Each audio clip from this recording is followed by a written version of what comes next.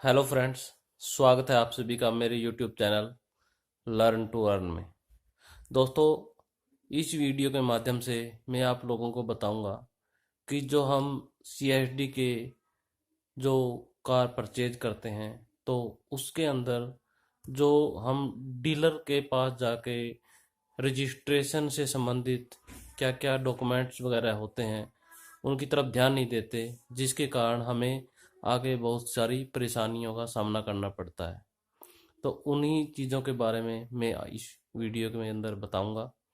तो आप जो भी मेरे भाई, जो भी मेरे जवान जिस भाई कैंटीन से गाड़ी परचेज कर रहे हैं इसको लास्ट तक देखें, क्योंकि होता क्या है, एक फौजी जब गाड़ी खरीदता है तो वो किसी दूसरे स्टेट के अंदर होता है और वहाँ से वो टेम्परेरी नंबर पे गाड़ी लेता है और जहाँ पर उसका नेटिव प्लेस होता है वहाँ पर आके उसको परमानेंट रजिस्टर्ड करवाना होता है, जो कि बहुत दूर होते हैं, डिस्टेंस काफ़ी दूर होती है। अगर कागज़ के अंदर छोटी मोटी गलती हो जाती है तो काफ़ी मुसीबत का सामना करना पड़ता है।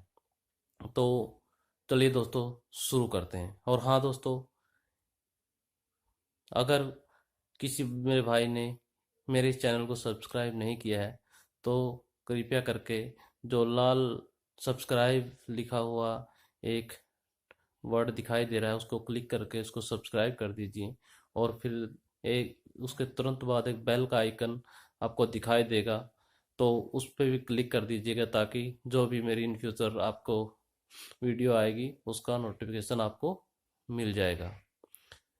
तो दोस्तों, शुरुआत करते हैं। सबसे पहले जब हम अपने CID डिपो से जो गाड़ी के डॉक्यूमेंट्स वगैरह हैं, जो उनका रिलीज ऑर्डर होता है उसको कलेक्ट कर लेते हैं, उससे पहले की जो कार्रवाई है उसके लिए जो डॉक्यूमेंट वगैरह की रिक्वायरमेंट होती है उसके लिए मैंने एक सेपरेट वीडियो बना रखी है। तो मेरे इस चैनल पर जाकर आप उसको देख सकते हैं, जिससे आपकी काफ़ी हेल्प हो जाएगी। जब हम उनसे सेल लेटर ले लेते हैं तो उसके बाद हमें उसको डीलर को जमा करना पड़ता है, ताकि डीलर उस फिर अपनी गाड़ी को जो भी उसके शोरूम में मंगवानी होती है, कहीं से बाहर से आती है तो वो उसको रेडी करवा लेता है। उसके मुताबिक सेल लेटर पहुंचने के बाद ही ये कार्रवाई होती है। उसके तुरंत बाद वो आपका इंश्योरेंस, आपका रजिस्ट्रेशन, अगर आपको जहाँ से गाड़ी ली है वहीं रजिस्ट्रेशन करवाना है तो उसके लिए डॉक्यूमेंट्स वगैरह वो सारी चीज़ें मांगता है। तो आपको क्या ध्यान रखना है, क्योंकि डीलर के पास आप अकेले नहीं हो। डीलर के पास आप जैसे बहुत सारे कार ओनर घूम रहे होते हैं जो कार चाहिए, कार चाहिए, कार चाहिए। तो इसके लिए आपको क्या करना होगा, डीलर जो डॉक्यूमेंट देता है वो अपनी तरफ से सारे डॉक्यूमेंट सही करके देता है, लेकिन आपको जो चेक करना है वो मैं आपको मोटी मोटी बातें बता देता हूँ, जिसको अगर आप अनदेखा कर दोगे तो आप परेशानियों में आ जाओगे।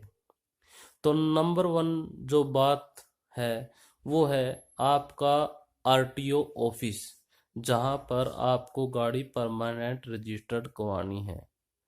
तो जब आप सेल लेटर, डीलर एक फॉर्म 21, फॉर्म 22, ये दो सर्टिफिकेट देगा। उसके अलावा आपका इनवॉइस, इंश्योरेंस, ये सारी चीज़ें करवा के देता है। तो उसके लिए जो फॉर्म 21 होता है वो होता है सेल लेटर। तो सेल लेटर के अंदर ध्यान देना कि जो 2 के अंदर जो एड्रेस करेगा डीलर उसको, तो वह वहाँ पर आपका जो परमानेंट रजिस्टर्ड, जो परमानेंट RTO होता है वहाँ का एड्रेस भरेगा। ये नहीं कि आपने जहाँ से गाड़ी ली है तो वहाँ का एड्रेस भर दे। तो उसके बाद में जब आप परमानेंट अपने RTO में जाओगे, जहाँ पे जैसे कि मैंने दिल्ली से ली तो उसने दिल्ली का एड्रेस भर दिया, लेकिन मैंने हरियाणा में रजिस्टर करवानी थी तो काफ़ी दिक्कत हुई। लेकिन हरियाणा और दिल्ली के बीच में डिफरेंस नहीं था तो इसलिए कोई इतनी ज़्यादा दिक्कत नहीं आई। लेकिन जो भाई बहुत दूर से गाड़ी ले लेते हैं और फिर ट्रांसफ़र करवाते हैं तो बहुत दिक्कतें आ जाती हैं। तो सबसे पहले बात, जहाँ पर आपको परमानेंट रजिस्ट्रेशन करवाना है वहाँ का आरटीओ का पूरा एड्रेस की जैसे कि भाई उसका जो आरटीओ नंबर होता है HR 32 HR 31, वो सारी की सारी जो भी आपके आरटीओ नंबर प्लेट पे जो नंबर होता है उसको पूरा चेक करें कि ये यहाँ पर है या नहीं है। नंबर दूसरा, जो जितने भी डॉक्यूमेंट्स डीलर देता है उनको कृपया करके डीलर्स की ink signed stamp signature check कर लें, क्योंकि डीलर्स आजकल काफ़ी चीज़ें ऐसी ऑनलाइन जनरेट हो जाती हैं जिसका हमें पता ही नहीं चलता कि ये ओरिजिनल है फोटोस्टेट है। तो उसके ऊपर इंक साइंड स्टैंप और सिग्नेचर ये पक्का ओरिजिनल में करवा के लें, क्योंकि इसका आगे जाके बहुत ही मुसीबतों का सामना करना पड़ता है अगर आपके पास ये चीज़ें नहीं होंगी। नंबर तीसरा, जो आपका इंश्योरेंस होता है, इंश्योरेंस में क्या होता है, अगर आप डीलर के पास से परमानेंट कहीं गाड़ी ले रहे हैं जहाँ से यानी कि गाड़ी उठा रहे हैं वहीं रजिस्टर करवानी है तो इतनी दिक्कतें नहीं होती। लेकिन जब आप टेम्परेरी नंबर पे गाड़ी एक स्टेट से दूसरे स्टेट पे लेके जाते हो तब बहुत सारी दिक्कतें आ जाती हैं। तो आपको क्या करना है, जो इंश्योरेंस के अंदर एक कॉलम होता है जहाँ पर लिखा रहता है आरटीओ लोकेशन, तो वहाँ पर ध्यान दें कि वहाँ पर आरटीओ लोकेशन वही भरी जानी चाहिए जहाँ पर आपको परमानेंट गाड़ी रजिस्टर्ड करवानी है। इस चीज़ का कृपया ध्यान दें, क्योंकि हमें ये नहीं पता होता हमसे, क्यों आप पहली बार कार खरीद रहे हैं लेकिन डीलर के पास इतना टाइम नहीं है कि वो आपके लिए चक्कर काटे। तो जब डीलर बोलेगा हाँ सर आपको कहाँ की टेम्परेरी चाहिए, तो वो आप बोलोगे सर मेरे को तो अपने डिस्ट्रिक्ट का नाम बता दोगे, यानी कि आपको पता है, क्योंकि डीलर को तो पता नहीं है आप कहाँ के परमानेंट हो। लेकिन कृपया करके उसको आप प्रॉपर लिख के दें कि मेरे को इस आरटीओ के अंदर अपनी गाड़ी रजिस्टर करवानी है। ये छोटी छोटी चीज़ें दोस्तों बहुत मुसीबत दे देती हैं जब हम अपनी गाड़ी को परमानेंट रजिस्टर करवाने के लिए जाते हैं।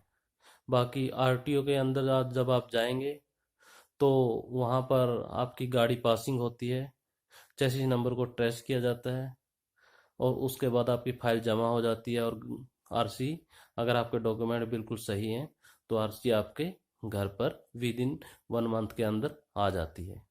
तो ये दोस्तों छोटी छोटी चीज़ें हैं जो आपको ध्यान देनी है गाड़ी के रजिस्ट्रेशन के डॉक्यूमेंट के साथ। तो दोस्तों एक्चुअली में मेरे इस वीडियो को बनाने का सिर्फ यही मकसद था, मैं ऐसे ही वीडियो बनाने लग गया क्योंकि आज मैं CSD से गाड़ी लेके अपने यहाँ रजिस्टर करवाने गया तो मेरे को ये चीज़ें बताई गई और मैं दोबारा से इन डॉक्यूमेंट्स को पूरा कर रहा हूँ। तो मेरे जैसे बहुत से मेरे भाई हैं जो इस तरह के अपनी फौजी भाई विश्वास के ऊपर चलते हैं, मैक्सिमम विश्वास करते हैं डीलर के ऊपर कि भाई हाँ चल वो जो कर रहा है सही कर रहा है, लेकिन हमें पता नहीं होता क्योंकि बाद में परेशानी किसको होती है, हमें होती है, क्योंकि डीलर का काम तो तभी ख़त्म हो जाता है जब हम उससे गाड़ी ले लेते हैं। और CID के साथ बात तो एक चीज़ और होती है, क्योंकि हम उसके सेल लेटर वगैरह ले लेते हैं तो हम कौन कैंसिल करवाए कौन नहीं, ये भी बहुत दिक्कतें आ जाती हैं। तो दोस्तों अभी आपका ज़्यादा टाइम ना लेते हुए इस वीडियो को यहीं एंड करते हैं। और हाँ, जाते जाते एक रिक्वेस्ट और करेंगे कि कृपया इस चैनल को सब्सक्राइब कर लें, क्योंकि ये बिल्कुल फ्री ऑफ कॉस्ट है। और आइन जो भी इन फ्यूचर कोई भी ऐसी यूजफुल जो भी इंफॉर्मेशन होगी आप लोगों के साथ ज़रूर शेयर करूँगा, क्योंकि मुझे पता है एक कोई भी इंसान, मैं स्पेशली फौजियों के बारे में बताऊंगा क्योंकि उनका टाइम बहुत कीमती होता है। जब वो घर पे आते हैं तो उनके टाइम को यानी कि एक एक दिन उनके लिए बहुत कीमती होता है, तो उसको बर्बाद होने से बचाने के लिए कृपया करके अपने टाइम का सदुपयोग करें। और जो जो चीज़ें होती हैं मेरी ज़िंदगी में, जो जो भी डॉक्यूमेंटेशन के दौरान कुछ भी चीज़ें आपके साथ ज़रूर शेयर करूँगा, तो कृपया इस चैनल को सब्सक्राइब कर लें। जय हिंद, जय भारत।